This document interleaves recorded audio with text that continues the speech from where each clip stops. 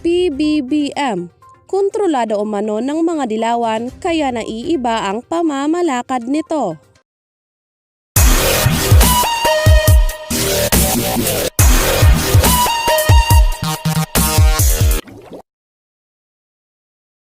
Kung bago ka pa lang dito sa YouTube channel ko, please like the video and subscribe at i-click ang notification bell para mas magiging updated ka sa susunod na mga video. Aminado ang mga political analyst na tila naiiba ang pamamalakad ni Pbbm kaysa sa kanyang ama na si dating President Ferdinand Marcos Sr. Ayon naman kay Rita Gadi, ay dahil ito sa tagabulong ni Pbbm, kaya nawawala ito sa kanyang mga plano. Dismayado nga ang ilang netizen, lalo na ang mga Marcos Loyalist, dahil inakala nila na ang pamamalakad ni Pbbm ay katulad ni FPRRD na kailanman ay hindi nagpapadikta sa mga dilawan. Ayon pa ng mga netizen, "Naku Pbbm, wag na wag kang makikinig sa asawa mo kasi yan ang sisira sa'yo. Pbbm, please makinig ka sa taong bayan kasi alam nilang ikabubuti nating lahat. Pag nakinig ka sa asawa mo, baka yan ang pagsisihan mo dahil asawa mo mismo ang sumisira sa'yo. Kaya wag kang makinig sa asawa mo para di masayang ang boto at tiwala ng taong bayan sa Pbbm, and God bless po. Kinakaya-kaya mo na lang ang asawa mo. Kontrabida ka talaga, kulang na lang titirisin mo na, parang kuto ang asawa mo. First Lady Liza, palibhasa dilawan ka. Gusto mo dilawan lahat ang uupo sa gobyerno. Kung magaling lang sana tayo mag-analyze doon sa sinabi ni PRRD na weak leader, sana push Sara for president na. Dapat yung asawa hindi nakikialam sa desisyon dahil taong bayan na nakasalalay. Hindi maliit na komunidad, isang buong bansa. Hindi na ako nakukyutan sa kanya. Kung ganyan si First Lady, delikado ang career ni Sandro Marcos sa politika dahil kukontrolan din ng kanyang ina. Narito ang buong detalye ating panoorin. Find out where are we going if we do not look back at where we're coming from. So perhaps we will go through that. And as Ado said, he also spoke at that meeting. And he said that there are actually 3 items that we have to recall at the time. Sir Butch also was mentioning many of the programs and projects that are already instituted way back 36 years ago. Why is it still there at bay and it's not being undertaken right now or perhaps later? So that is the survival mode we're at. Sir Butch? Well, yes, that's how we ended our last week's show, actually. When we were referring to the policies and the programs that former President Ferdinand Marcos had has instituted, and he, as he was implementing them towards its fruition, the so-called EDSA 86 had stopped it. And among many that had gone in support of the present dispensation were of the belief and hope that what was stopped before will be continued thereafter now.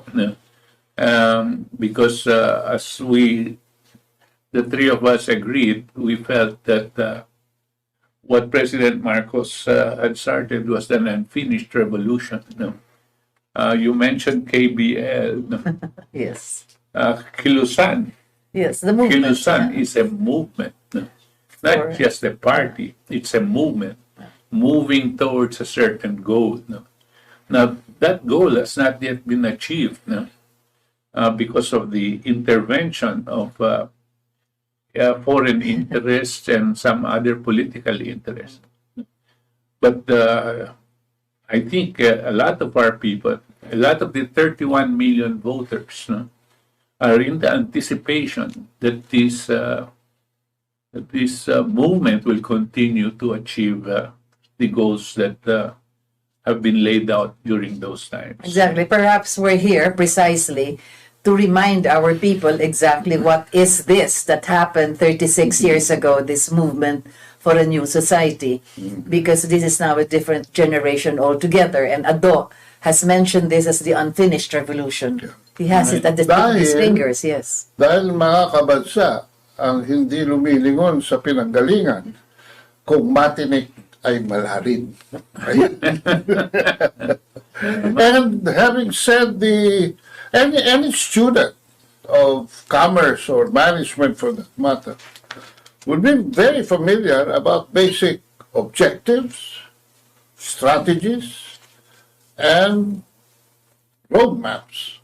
And stated na yung objective, a new society, that the Philippines will be great against that it was during the time of our forebears. And the strategies set by the President was political liberation, economic emancipation, and social concord. And to be able to achieve that holistic concept of government that puts man, the human being, in the middle of it, is basically very simple again. The roadmap is through a balanced agro-industrial development. Ganun po kasimple ang paradigm ng bagong lipunan. And if it was good then, it will be good now, and it will be good forever. Because hindi po tayo kumilos pa. Kumilos tayo ng konti, paabante. But 30 years of cancel culture in the EDSA counter-revolution brought us back to zero base. And now we are with a president that resonates the family name of that great man who put up those vision, mission, and roadmaps. Yeah, there's that saying, Ado, that the fruit does not fall very far from the tree. And maybe the fruit is still attached to the tree, or has it fallen and then it just rolled down the hill. So we have to maybe move it a little closer to the tree itself. That's exactly what we've been trying to say over the past several episodes. And Sir Butch was mentioning all those agro-industrial industries that should have already been implemented actually was halted. That would have been exactly how we would be self-sufficient in food, precisely, and how we could be industrialized without having to go through all of this verbose oratory about getting investments, etc., and all, going digital and all of this. You know, as a matter of fact, we even asked what exactly did the Department of Trade and Industry mean when he spoke about digitalization, etc., and all of this. So maybe Sir Bush can explain this to us. Parang ano eh. Parang ngayon pa lang magsisimula ang Silicon Valley para kay Pascual. You know, it was quite disappointing that something like that would come out of the former president of the University of the Philippines, no? Because he really, I am sure, he himself did not believe what he was saying, no? And that he was trying to come up with a program that would be akin to his boss, Ben Jokno, in terms of the stated objective of Ben Jokno to convert our whole economy into a digitalized form of economy. What does it mean, actually? It means basically everything will be online and everybody will have a facility of transacting via their cell phones. Now, not everybody has that, and not everybody has that facility. Besides, you need a different kind of an economy. If you were to set up a different kind of, if you were to do this, if you were purely a like what we have now, wherein we're not producing anything, but we're buying, Producing, yeah, we're buying productivity. food, then okay. But in this particular case, no.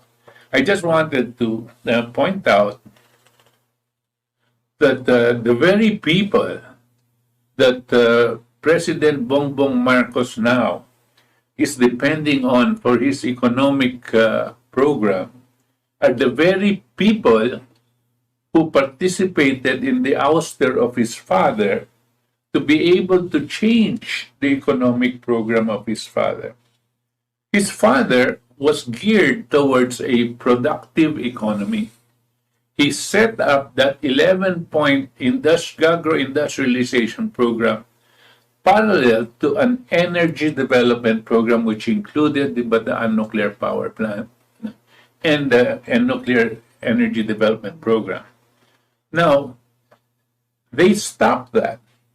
And as soon as Corazon Aquino took over, people like Ben Jokno, who were already involved in advising Corazon Aquino, reversed this whole situation to move us towards a service economy and to put more value into exporting people, OFWs, so that we will have caregivers and nurses and call center operations and so on and so forth as the so-called backbone of our economy.